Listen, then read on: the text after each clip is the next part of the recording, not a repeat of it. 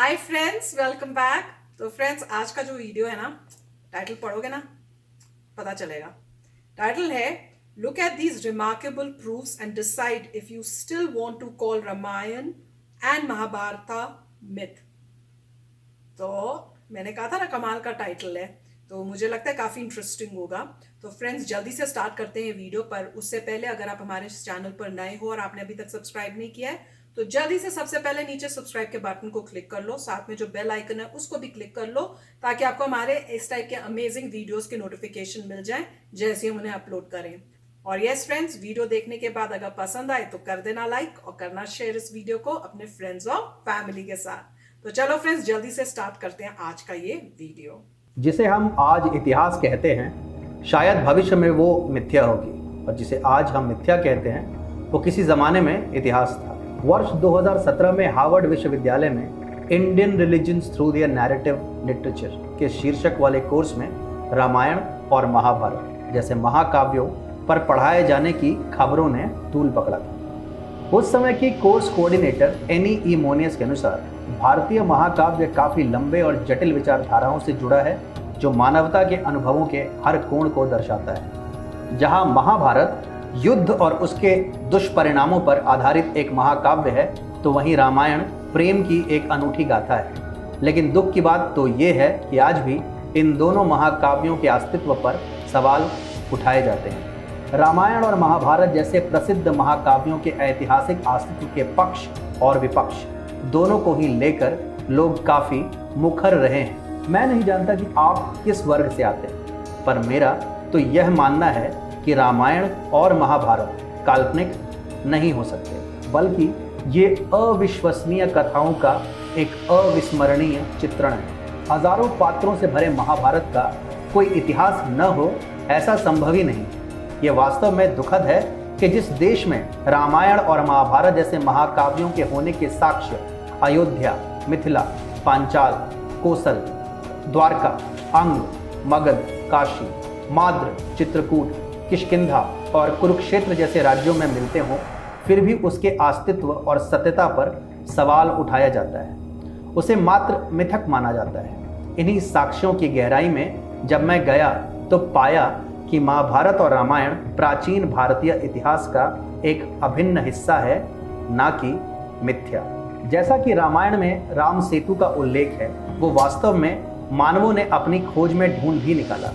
ये उस समय संभव हुआ जब आधुनिक मानवों ने सैटेलाइट के जरिए अंतरिक्ष से पृथ्वी की तस्वीरें लेने में सफलता प्राप्त की। उस समय पूरी दुनिया के सामने ये तथ्य आया कि एक ऐसा पुल भी है जो भारत और श्रीलंका को जोड़ता है। यही नहीं, उन 4 दांत वाले हाथियों के भी साक्ष्य मिले हैं जिनका सुंदरकांड में उल्लेख है। वो 4 दांत वाले हाथी जिन्हें हनुमान ने रावण के महल की रक्षा करते देखा था, ये हाथी आधुनिक वैज्ञानिक गोम्फरथेड के नाम से जाने जाते हैं। यदि आपको यकीन नहीं आता तो गूगल पर सर्च करिए और इसका उत्तर आपको स्वयं मिल जाएगा। जिस भी भौगोलिक बिंदु का उल्लेख रामायण में है, उसमें से कई अभी तक मिथ्या साबित नहीं हुए हैं, और तो और कुछ रहस्य तो ऐसे हैं जिनकी खोज अभी भी जारी है। राम सेतु की खोज इसका बेहतरीन उदाहरण है, जिस पर चलकर भगवान श्री राम लंका पहुंचे थे और रावण का वध कर माता सीता को छुड़ाया था। इतिहासकार मानते हैं कि राम सेतु का निर्माण लगभग 5000 ईसा पूर्व हुआ होगा, और उस समय एक सामान्य मनुष्य के लिए ऐसा कर पाना संभव नहीं है। आप खुद सोचिए, पूरे भारत का भ्रमण करना और माता सीता कहाँ है, किस दिशा में है, इसका सटीक अनुमान लगाना क्या उस समय के एक सामान्य मनुष्य के लिए संभव था? और इससे भी ज्यादा कठिन तो उस पथ की प्रामाणिकता को साबित करने के लिए राह में मंदिरों का निर्माण करना था। यही नहीं, कई और प्रमाण सामने आए हैं जिसने सभी को आश्चर्यचकित किया है। वर्ष 1975 में भारतीय पुरातत्व सर्वेक्षण विभाग ने बाबरी मस्जिद के पास से ऐसे 14 कसौटी पत्थरों से निर्मित स्तंभ खोज निकाले थे जिन पर कुछ ऐसे प्रतीक थे जो सिर्फ मंदिरों में ही मिलते हैं। सम्राट अशोक श्रीराम के युग से जितने समीप थे उतने हम नहीं। अशोक प्राचीन भारत के एक राजा थे। उन्होंने लुम्बिनी में स्तंभ बनवाए थे और यहाँ उन्होंने श्री राम और गौतम बुद्ध के आगमन का बखान भी किया था। इसका मतलब तो यही निकला कि वो भी भगवान राम के अस्तित्व पर विश्वास करते थे, सिर्फ इसलिए क्योंकि वामपंथी इतिहासकारों ने काफ़ी सारी रीतियाँ, इतिहास और पुरातात्विक अवशेषों के साथ छेड़छाड़ की, इतिहास को मिटाने के प्रयास किए, उससे इतिहास मिथ्या नहीं बन जाता। इतिहासकारों ने भगवान राम से जुड़े जितने भी खोज किए, उन्हें हर सवाल के जवाब मिले और कुछ पर अभी तक शोध जारी है। जिस प्रकार जब तक गहन अनुसंधान के बाद ट्रॉय शहर की खोज नहीं हुई थी, तब तक किसी ने इलियाड में यकीन नहीं किया था, उसी प्रकार जब तक राम सेतु और भगवान राम से जुड़े कुछ साक्ष्य सामने नहीं आए, तब तक भगवान राम के अस्तित्व को काल्पनिक चित्रण बताया जाता रहा।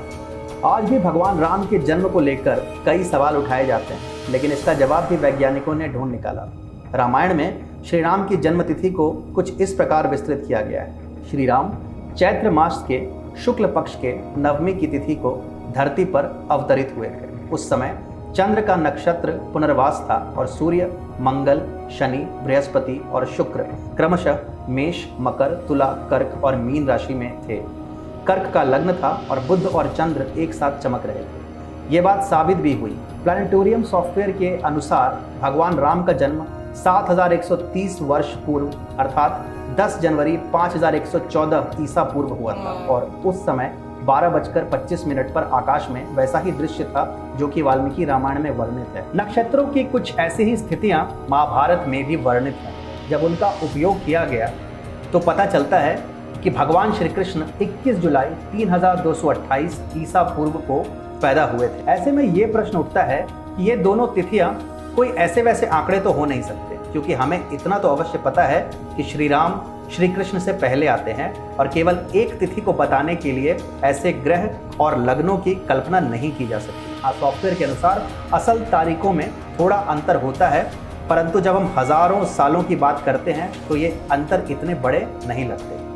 महाभारत के भी कई और साक्ष्य मिले जो साबित करते हैं कि ये महाकाव्य कोई मिथ्या नहीं है। हालांकि मुझे ये समझ नहीं आ रहा कि मैं कहाँ से प्रारंभ करूँ। अगर आपको महाभारत पर ऐतिहासिक साक्ष्य देने की बात हो तो वो इतने सारे हैं कि उस पर पूरी पुस्तक लिखी जा सकती है। फिर भी मैं भगवान श्री कृष्ण के राज्य द्वारका से शुरू करता हूँ। वर्ष 1983-1990 में जब तक समुद्र में द्वारका नगरी की खोज नहीं हुई थी, तब तक इसे भी वामपंथी चश्मे के अनुसार एक काल्पनिक देश माना जाता था। हजारों साल तक लोग द्वारका को एक काल्पनिक नगर मानते थे, जबकि महाभारत के अनुसार वो हजारों वर्षों तक समुद्र में दबा हुआ था।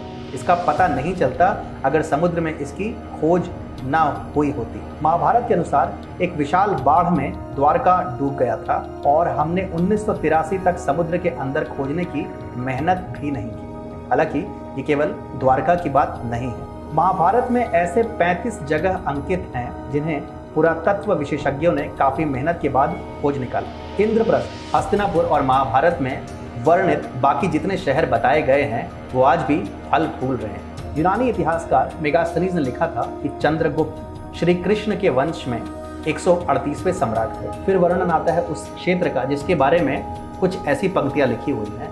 धर्म क्षेत्रे कुरुक्षेत्रे समवेतान युयुत्सवः मामका पांडवाश्चैव किंग कुर्वत् इन संजय।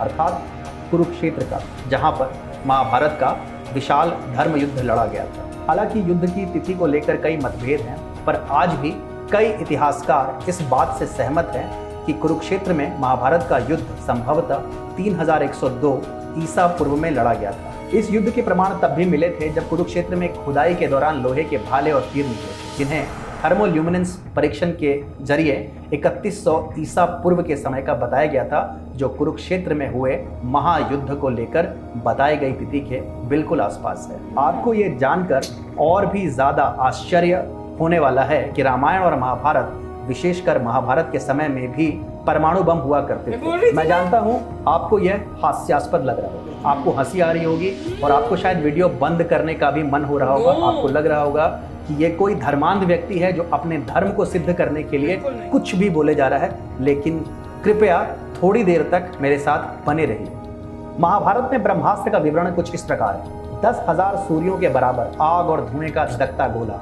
अपने पूरे गौरव में ऊपर चढ़ा। ये एक अपरिचित अस्त्र था, एक लोहे के वज्र के समान था। मृत्यु का एक विशाल दूत था जिसने वृषणी और अंधकों के समूचे वंश का विनाश कर दिया।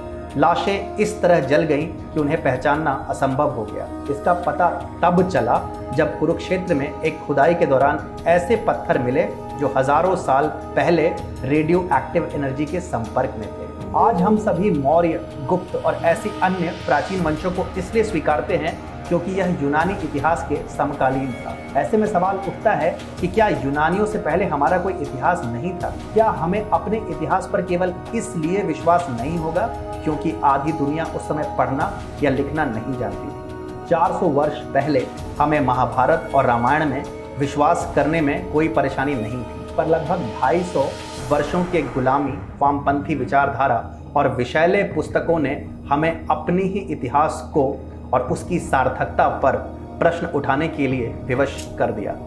दुर्भाग्यवश भारत में हम आज भी इसी बात पर बहस करते हैं कि क्या रामायण या महाभारत सच में हुए थे, परंतु हम रामायण या महाभारत से जुड़े सच को ढूंढने का प्रयास नहीं करते। अब समय बदल चुका है और अब वामपंथी इतिहासकार भी भयभीत हैं। यदि असली साक्ष्य सभी के समक्ष आ गया तो उनके वर्षों से गढ़े हुए झूठ का भांडा फूट जाएगा। भले ही आज पुरातत्व विभाग की खोज पूरी न हुई हो, परंतु अभी तक के जो साक्ष्य और प्रमाण सामने आए हैं उससे साफ है कि कोई कितने भी प्रयास क्यों न कर ले, कितने भी कुतर्क क्यों न गढ़ ले, वो इतिहास को झुठला नहीं सकता।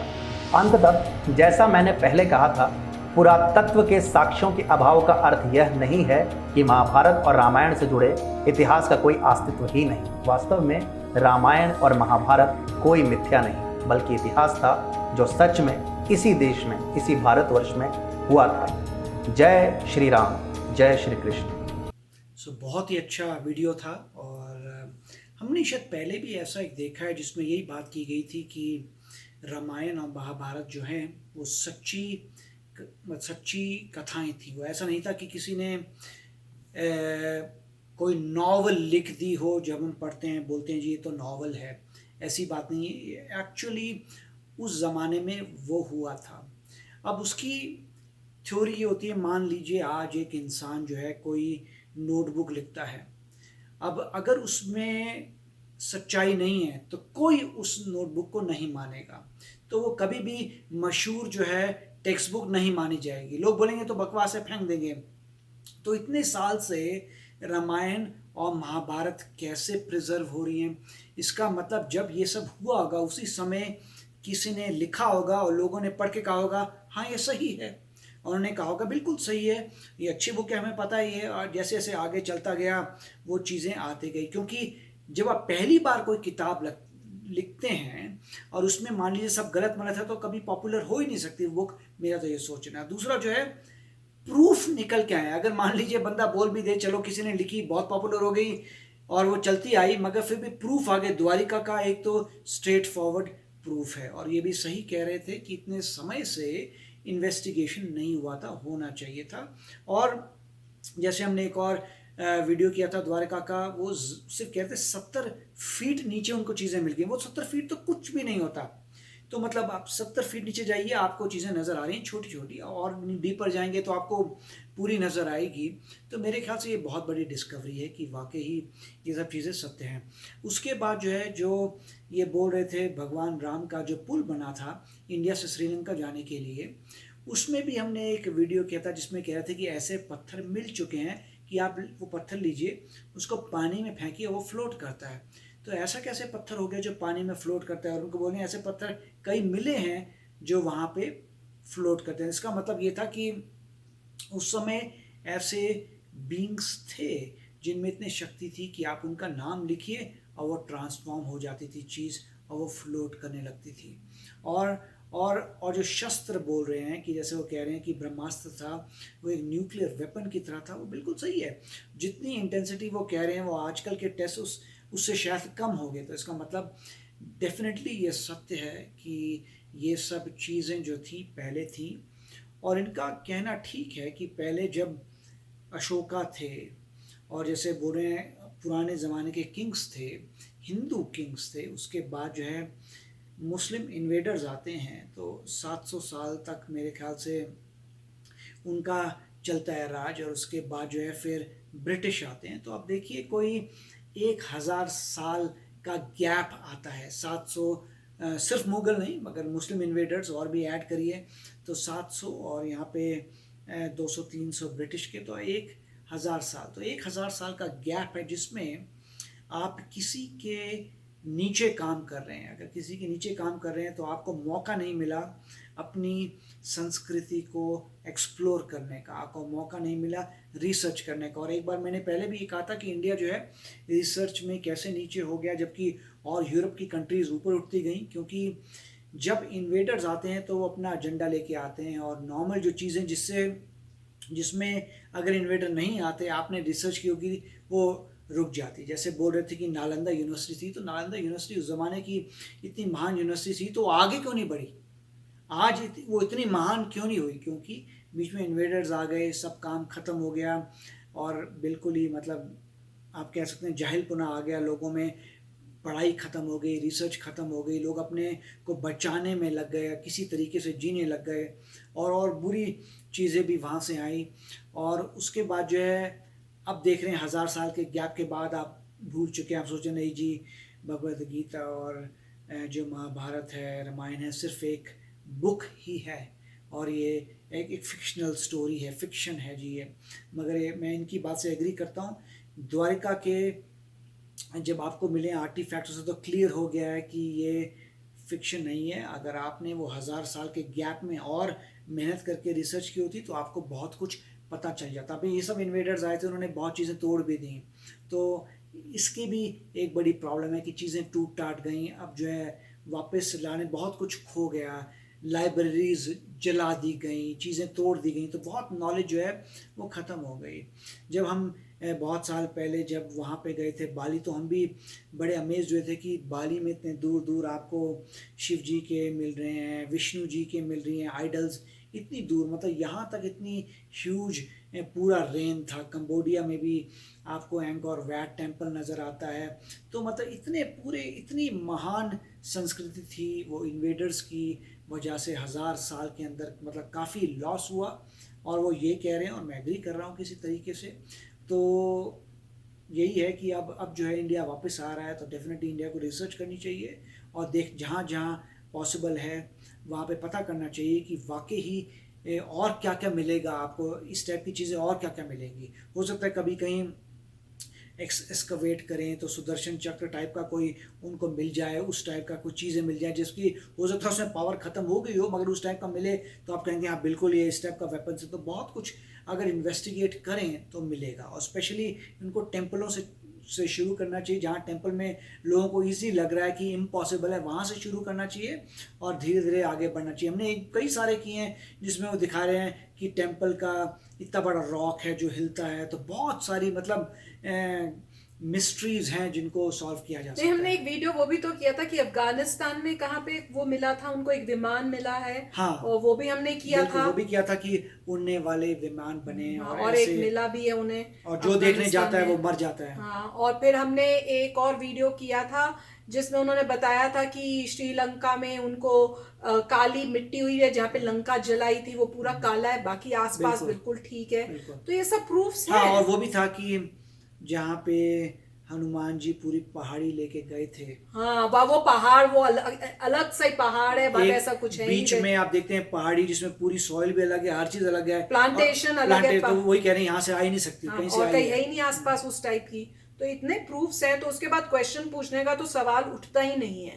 तो फ्रेंड्स वीडियो सच्ची में कमाल का है और इस टाइप के वीडियोस देख के ना बहुत अच्छा लगता है। एक तो नॉलेज बहुत बढ़ती है और एक तो खुशी बहुत मिलती है।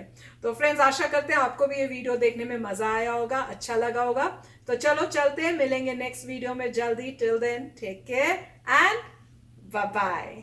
तो अगर आप मेरे इस चैनल पे नए हो तो जल्दी से सब्सक्राइब के बटन को हिट करो और बेल आइकन को क्लिक करो ताकि आपको मेरा जब नया वीडियो मैं लगाऊं आपको उसके बारे में जल्दी से पता चल जाए।